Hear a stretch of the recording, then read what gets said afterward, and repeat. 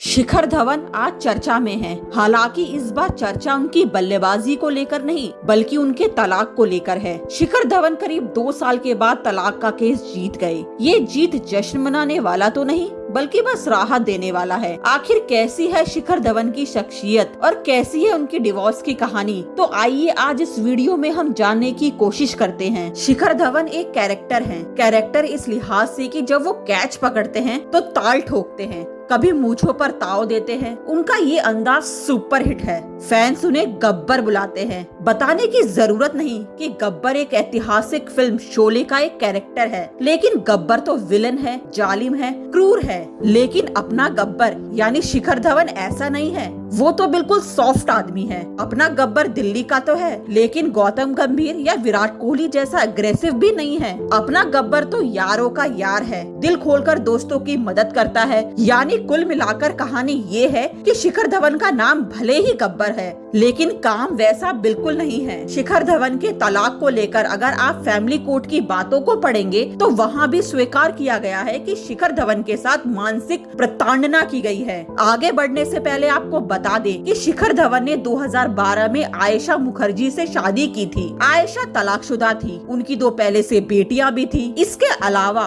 वो शिखर धवन से उम्र में काफी बड़ी थी, मतलब 10 साल बड़ी थी। जब इन दोनों हस्बैंड वाइफ के बीच विवाद बढ़ा तो आयशा ने शिखर को उनके बेटे से तक मिलने नहीं दिया। शिखर धवन के बारे में उनके करीबी दोस्त बताते हैं कि वो बहुत ही धार्मिक किस्म के इंसान हैं। आप उन्हें अक्सर गुरुद्वारे जाते देखेंगे। इसके अलावा दिल्ली में निजामुद्दीन की दरगाह पर अक्सर उनका आना जाना लगा रहता है। शिखर अक्सर हर रोज दरगाह पर जाते हैं, वहाँ कव्वाली की शामें होती है। आप शिखर धवन के सोशल मीडिया पेज पर जाएंगे तो आपको पता चलेगा कि वो एक अच्छी बांसुरी बजाते हैं। ये सारी बातें इसलिए बताई जा रही है ताकि आप लोग समझ सके कि शख्सियत कितनी शांत स्वभाव की है। तो आगे चलिए इनकी शादी की बात पर आते हैं। शिखर और आयशा की जान पहचान सोशल मीडिया के जरिए हुई थी। ये सारी कहानी अब आम हो चुकी है, लेकिन ये बात कुछ कम ही लोग जानते हैं कि शिखर ने जब आयशा से शादी का फैसला किया तो उनके घर वालों ने मना किया था।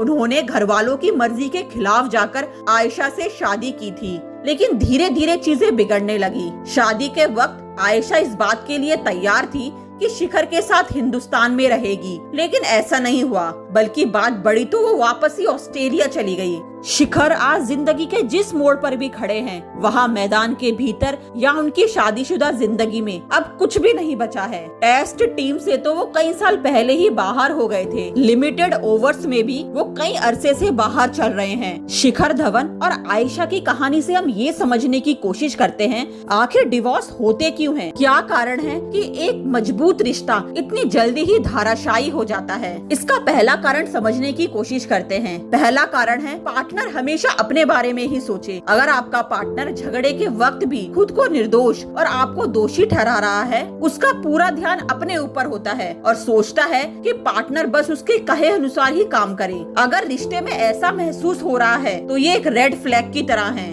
जब आपको पार्टनर के साथ बैठकर बात करने की जरूरत है। दूसरा कारण है छोटी बात पर भी बातचीत बंद। अगर आपका पार्टनर हर छोटी छोटी बात पर बातचीत बंद कर देता है और उसे आपसे कोई मतलब ही नहीं रहता और ना ही कोई दिलचस्पी, तो ये रिश्ते के अंत होने का एक लक्षण है। तीसरा कारण है पार्टनर हर वक्त कंट्रोल करता है। आप क्या बोल रहे हैं, क्या खा रहे हैं, कैसा व्यवहार कर रहे हैं, क्या पहन रहे हैं। अगर पार्टनर इन सारी चीजों पर आपको टोकता है, रोकता है, आपके व्यवहार को कंट्रोल करने की कोशिश करता है, तो ऐसे रिश्ते से बाहर निकलने में ही समझदारी है। चौथा कारण है पार्टनर अगर इज्जत नहीं करता, वो किसी के सामने कुछ भी बोल देता है, दूसरों के सामने आपकी डिसरिस्पेक्ट करता है, तो ऐसे रिश्ते को खत्म करने में ही भलाई है। अगला कारण है भरोसा ना होना। शादीशुदा रिश्ते में भरोसे का होना सबसे ज्यादा जरूरी है। अगर आपका पार्टनर आप पर शक करता है और हर वक्त सवाल पूछता रहता है, आपका सेलफोन चेक करता है, इसका मतलब वो आप पर भरोसा नहीं करता, तो ऐसे रिश्ते को खत्म कर देना ही सही है। छठा